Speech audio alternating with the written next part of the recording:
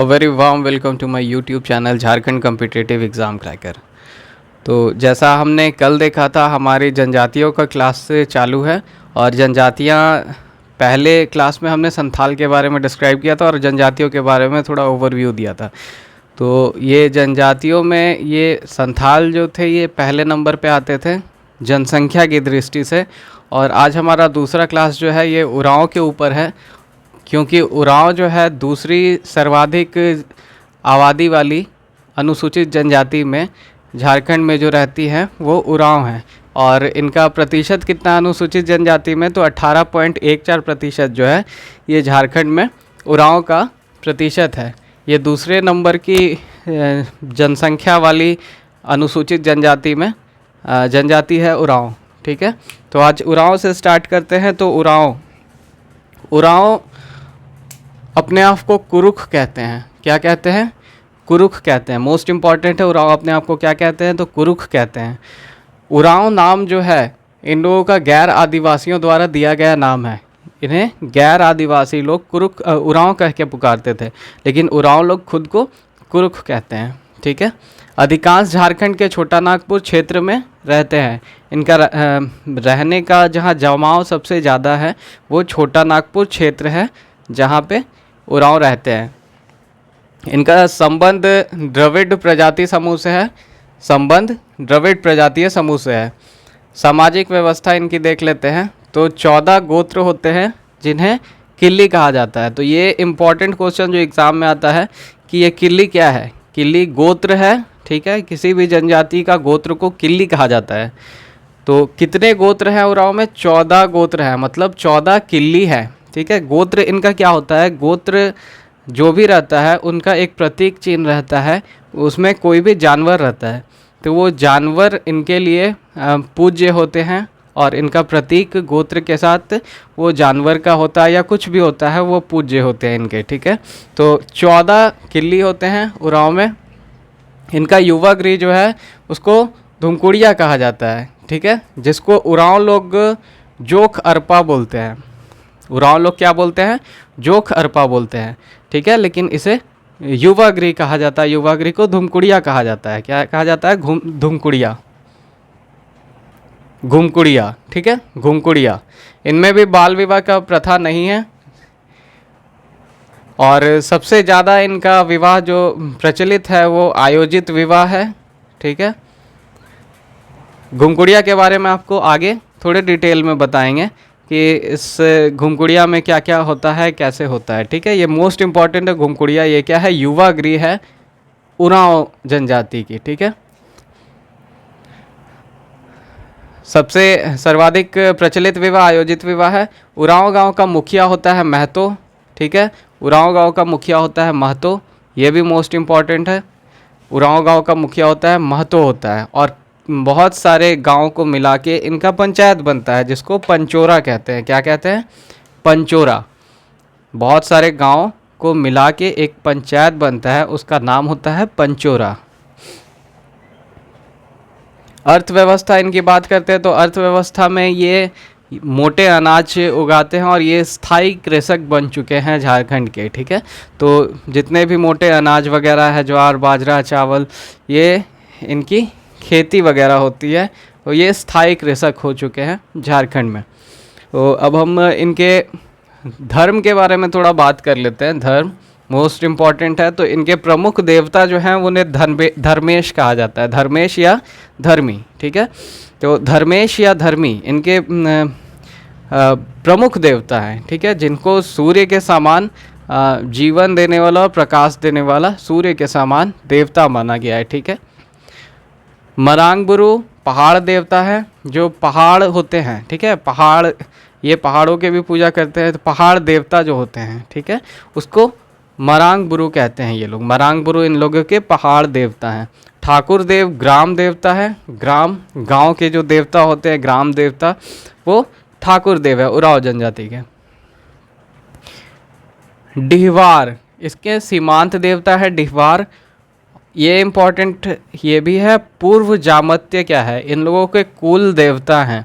पाहन जो होता है इन लोग का धार्मिक प्रधान होता है। जो इन लोगों का गांव होता है उसमें जो पृष्ठ होता है जो पूजा करने वाले होते हैं उन्हें पाहन कहा जाता है, और पाहन का एक सहयोगी भी होता है, ठीक है। पाहन का जो सहयोगी होता है उसका नाम होता है पुजार। क्या नाम होता है? पुजार, मतलब एक असिस्टेंट, ठीक है। तो पाहन जो पृष्ठ है, जो पंडित है, पाहन उसका नाम होता है, और उसका एक सहयोगी भी होता है जिसका नाम पुजार होता है। सरना इन लोगों का पूजा स्थल होता है जहाँ साल के वृक्ष वगैरह बहुत होते हैं। तो इस जगह को इन लोग सरना कहते हैं, और वो उन लोगों का पूजा स्थान होता है, ठीक है। और इन लोगों की मान्यता है कि पूर्वजों की आत्मा का निवास स्थान जहाँ होता है उसे शासन कहते हैं। क्या कहते हैं? शासन। पूर्वजों की आत्मा इनकी जहाँ रहती है उसे शासन कहते हैं। तो अब हम धुमकुड़िया के बारे में थोड़ा जान जाते हैं।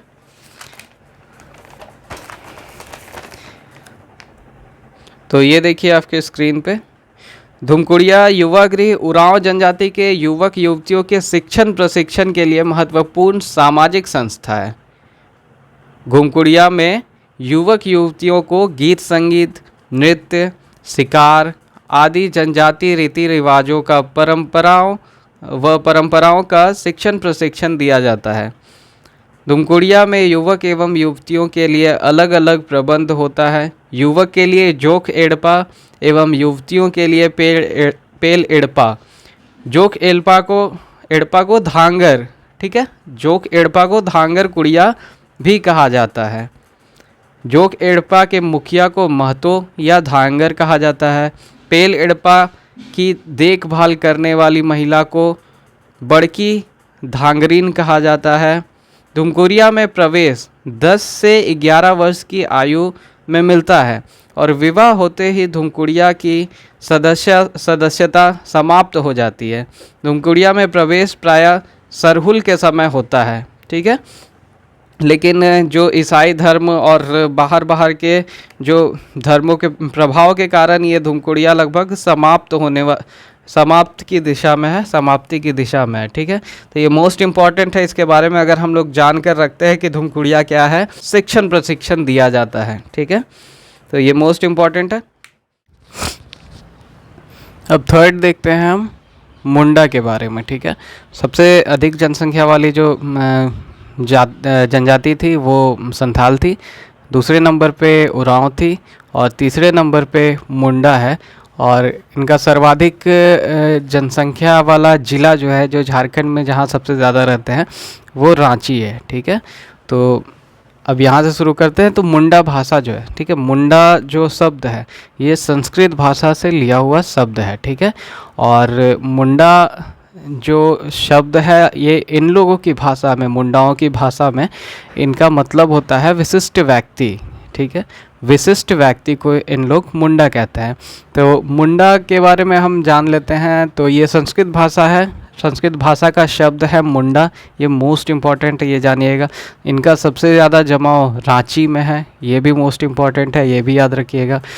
मुंडा भाषा का मतलब होता है विशिष्ट व्यक्ति इनके भाषा में, ठीक है। तो मुंडा का गांव का मुखिया जो होता है उसे मुंडा कहा जाता है। ये सब स्टार मार्क है, ठीक है। स्टार मार्क क्वेश्चंस मैं आप लोगों को बता रहा हूँ, और ये अच्छे से मेमोराइज़ कर लीजिए, एग्ज़ाम में आने के बहुत चांस होंगे। आगे जब हम डिटेल में इसके बारे में बताते जाएंगे तो वो फ्लो आपका समझने में बहुत अच्छा रहेगा, ठीक है। तो ये सब जान के रहिए। मुंडा गाँव का मुखिया मुंडा कहलाता है। पंचायत को हातू कहा जाता है, पंचायत को हातू कहा जाता है। मुंडा गांव में जो पंचायत होते हैं उस पंचायत को हातू कहा जाता है, ठीक है, मोस्ट इम्पॉर्टेंट है। और बहुत सारे गांव को मिला के इनका एक पंचायत बनता है, ठीक है, जिसको परहा पंचायत कहा जाता है। परहा पंचायत कहा जाता है, जिसका प्रधान मानकी होता है। कौन होता है? मानकी होता है। तो मुंडा गांव को क्या कहा जाता है? हातू कहा जाता है। और बहुत सारे गांव को मिलाकर पंचायत जो बनता है उसको परहा पंचायत कहा जाता है। और प्रधान जो होता है वो मानकी होता है। उस पहरा पंचायत का प्रधान मानकी होता है। इनकी अर्थव्यवस्था के बारे में बात कर लेते हैं तो ये कृषि कार्य में ये भी संलग्न है, मोटे अनाज को उगाने में, ज्वार बाजरा जैसे मोटे चावल वगैरह, और साथ में ये पशुपालन भी करते हैं। और सोहराय नामक इनका एक त्यौहार होता है जो पशु के लिए किया जाता है, पशु की पूजा होती है उसमें सोहराय पर्व में, ठीक है। तो ये पशुपालन भी करते हैं, कृषि कार्य भी करते हैं। अर्थव्यवस्था ये मुंडा जनजातियों की है, ठीक है। रानू और हड़िया दो ऐसे ये हैं जिन्हें ये तुलसी जल और गंगा जल के समान सभी अनुष्ठानों में इसका उपयोग करते हैं। रानू और हड़िया, ठीक है, तुलसी जल और गंगा जल की तरह हर एक अनुष्ठानों में इसका उपयोग किया जाता है। तो अब हम ये देख लेते हैं, ये एस्ट्रोलॉइड प्रजाति के समूह हैं, ये मोस्ट इम्पॉर्टेंट है, एस्ट्रोलॉइड प्रजाति के समूह हैं। इम्पॉर्टेंट यहाँ सब है, ठीक है, एक ओवरव्यू लेने के लिए ये सब इम्पॉर्टेंट है। इसके बाद जब हम डिटेल में बात करेंगे तो वो एक फ्लो आप लोगों को समझ में अच्छे से आएगा। तो ये पॉइंट सबको आप अच्छे से याद करके रखिए और समझ के रखिए, ठीक है। युवा गृह जो होता है इनका गीतियोड़ा होता है। क्या होता है? गीतियोड़ा। गीत संगीत और इनकी जो परंपरा चली आ रही है इनसे इन्हें सिखाया जाता है और आगे की पीढ़ी की तरफ आगे बढ़ाया जाता है। तो हर एक में एक युवा गृह होता है, जैसा हम देखते आ रहे हैं, तीनों में देखें, ठीक है, उरांव में देखें और संथाल में देखें और मुंडा में देखें तो गीतियोड़ा, ठीक है। अब इन लोगों में बाल विवाह का प्रचलन इन लोगों में भी नहीं था, लेकिन जैसे जैसे हिंदुओं के संपर्क में आते गए, ठीक है, हिंदुओं के संपर्क में आते गए, इन लोगों में बाल विवाह का प्रचलन थोड़ा बहुत देखने को मिला हमें, ठीक है। इनके विवाह को कहा जाता है अरंडी, ठीक है, अरंडी इनके विवाह को कहा जाता है। ये सब मोस्ट इम्पॉर्टेंट क्वेश्चन है। और इन लोगों का जो विवाह होता है उसमें सबसे फेमस विवाह जो है वो आयोजित विवाह है। आयोजित विवाह में क्या होता है, एक विवाह के बारे में आप लोगों को ओवरव्यू दे देते हैं। आयोजित विवाह में क्या होता है कि इनके माता पिता के द्वारा ये विवाह कराया जाता है, उसे आयोजित विवाह कहा जाता है। इनमें सबसे प्रचलित आयोजित विवाह है, ठीक है। राजी खुशी विवाह में क्या होता है कि राजी खुशी विवाह में लड़का लड़की एक दूसरे को पसंद करके शादी करते हैं, ठीक है। हरण विवाह में क्या होता है, जब ये जो मेले में जाते हैं या हट में जाते हैं वहाँ इन्हें कोई लड़की पसंद आती है तो उसे ये हरण करके उठाकर शादी कर लेते हैं, हरण विवाह होता है। तो इस हरण विवाह में क्या होता है, तो ये सबसे इम्पॉर्टेंट है इनका कि गोनोंग टाका, ठीक है, गोनोंग टाका ये इम्पॉर्टेंट है, ये समझिए। कुरी गोनोंग टाका, कुरी गोनोंग टाका जो है ये वधू मूल्य दिया जाता है शादी के समय, विवाह के समय, ठीक है, विवाह के समय ये वधू मूल्य दिया जाता है। तो जब राजी खुशी विवाह होता है तो कन्या का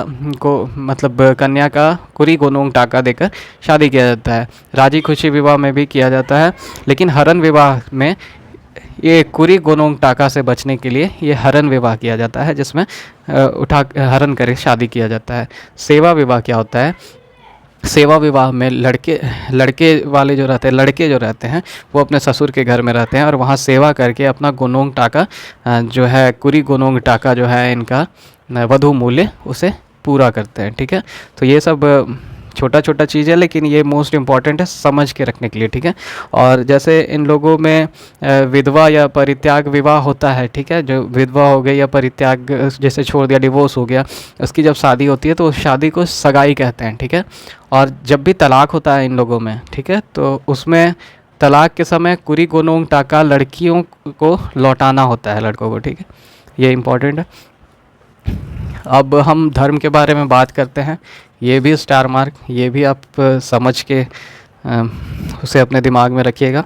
तो सर्वप्रमुख देवता इन लोगों के होते हैं, मुंडा जनजाति के सर्वप्रमुख देवता होते हैं सिंगबोंगा, जिनको सूर्य का प्रतिरूप माना जाता है, ठीक है।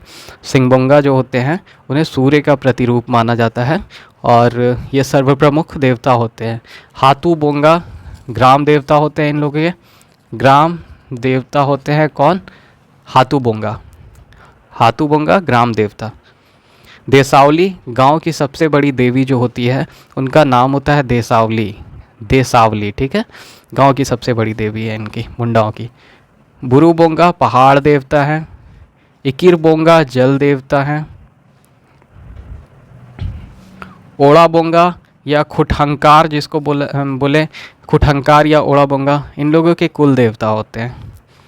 पाहन जो होते हैं वो धार्मिक प्रधान होते हैं। एग्ज़ाम में अगर आता है कि पाहन हम किसे बोलते हैं, ठीक है, तो पाहन पंडितों को बोला जाता है। जो धार्मिक प्रधान होता है उसे पाहन बोला जाता है। अगर एग्ज़ाम में क्वेश्चन आते हैं धार्मिक प्रधान इनमें से कौन होता है, पाहन होता है, ठीक है, पाहन होता है, इसे याद रखिएगा। पाहन का सहायक इन लोगों में भी होता है, उनका नाम पुजार होता है या पनभरा होता है। पनभरा या पुजार जो है वो पाहन का सहायक होता है मुंडाओं में। झाड़ फूँक करने वाले भी इन लोगों में रहते हैं और वो उनका नाम होता है देवड़ा। क्या नाम होता है? देवड़ा। देवड़ा जो होता है वो झाड़ फूँक करते हैं मुंडाओं में। अब हम पढ़ने जा रहे हैं हो के बारे में। हो झारखंड की चौथी सर्वाधिक जनसंख्या वाली जनजाति है। चौथी सर्वाधिक जनसंख्या वाली जनजाति है और इनका संबंध प्रोटोएस्ट्रोलाइट से है। प्रोटोएस्ट्रोलाइट से है, ठीक है। ये कोल्हन प्रमंडल में रहते हैं। कोल्हन प्रमंडल हमारा पूर्वी सिंहभूम, पश्चिमी सिंहभूम और सरायकेला खरसावा जो है वो कोल्हन प्रमंडल है और उस कोल्हन प्रमंडल में ये हो जनजाति होते हैं, ठीक है। ये प्रोटोएस्ट्रोलाइट है और इनमें मूछ दाढ़ी वगैरह भी नहीं देखने को मिलती है ज़्यादातर। इनके बारे में अब जान जाते हैं। हो अपनी सच्चाई, ईमानदारी और सहायक प्रवृत्ति के लिए ही जाने जाते हैं, मशहूर हैं, ठीक है। इनमें ईमानदारी बहुत ज़्यादा होती है, सच्चाई बहुत ज़्यादा बोलते हैं और सहायक प्रवृत्ति के होते हैं। सहायक प्रवृत्ति के होते हैं मतलब ये सहायता में पीछे नहीं हटते हैं, सहायक प्रवृत्ति के होते हैं। अब इनकी सामाजिक व्यवस्था हम देखते हैं तो इस हो जनजाति के 80 किल्ली होते हैं। किल्ली मीन्स गोत्र, 80 किल्ली होते हैं हो जनजाति के, ठीक है। युवागृह जो होता है गोती आरा होता है, ठीक है। युवागृह हो जनजाति का गोती आरा होता है। बाल विवाह इनमें नहीं है। विवाह जो है इनका आंधी विवाह श्रेष्ठ माना जाता है। आंधी विवाह श्रेष्ठ माना जाता है। इस आंधी विवाह में क्या होता है कि लड़के द्वारा जब कोई लड़की पसंद आती है तो वो प्रेमी अपने घर में बताकर अपने माँ बाप के साथ लड़की के घर में जाता है और लड़की के पिता से बात करता है, तो आंधी विवाह श्रेष्ठ माना जाता है। और इसमें भी गोनोंग टाका या पान इनका वधु मूल्य होता है। गोनोंग टाका या पान, ठीक है। अब हम इनके गांव के बारे में जानते हैं। तो गांव का प्रधान जो होता है वो मुंडा कहलाता है। गांव का प्रधान हो जनजाति का गांव का प्रधान मुंडा कहलाता है और मुंडा का सहायक जो है डाकुआ कहलाता है। मुंडा का सहायक डाकुआ कहलाता है। ये स्टार मार्क है, सब मोस्ट इम्पॉर्टेंट है, ये सब मेमोराइज करके रखिएगा, आगे काम आएगा। 7 से 12 गांव को मिलाकर इनका पीर या पहरा पंचायत बनता है, ठीक है। पीर बनता है या पहरा बनता है, ठीक है। पहरा पंचायत कहलाता है 7 से 12 गांव मिलाकर। और उस 7 से 12 गांव जो पीर और पहरा बना, उस पीर और पहरा का जो प्रधान होता है उसे मानकी कहा जाता है, ठीक है। गांव का प्रधान कौन हुआ? मुंडा हुआ। मुंडा का सहायक कौन हुआ? डाकुआ हुआ। 7 से 12 गांव मिला के पीर या पहरा बना। पीर और पहरा का प्रधान कौन हुआ? मानकी हुआ। और इस पीर और पहरा में एक न्यायिक प्रधान भी होता है। न्याय करने वाला न्यायिक प्रधान होता है जिसका नाम होता है पीर पंच, ठीक है। उसका नाम होता है पीर पंच।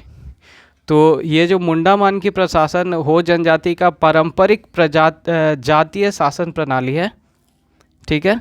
मुंडा मान की प्रशासन जो है, मुंडा मान की प्रशासन जो है हो जनजाति का पारंपरिक जातीय शासन प्रणाली है जिसके लघु प्रजातंत्र की झलक, ठीक है, लघु प्रजातंत्र की झलक देखी जा सकती है, जिसमें लघु प्रजातंत्र की झलक देखी जा सकती है। अब इनके धर्म के बारे में थोड़ा बात करते हैं। तो धर्म सर्वप्रमुख इनका सिंगमोंगा है और पाहुई बोंगा जो है उनके ग्राम देवता हैं, पाहुई बोंगा। ओरी बोड़ोम पृथ्वी देवता है। ओरी बोड़ोम पृथ्वी देवता है, ठीक है। पृथ्वी देवता ओरी बोड़ोम है। मरांगबुरु पहाड़ देवता है। देसावली वर्षा देवता है, ठीक है। देसावली वर्षा देवता है। और देवरी इनके गांव का पुरोहित होता है, धार्मिक प्रधान, ठीक है। और देवरी इसे देख ले।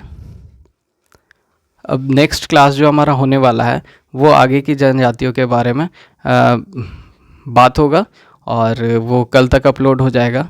तो आप हमें लाइक करें, शेयर करें, सब्सक्राइब करें और हमारे साथ बने रहें। Thank you.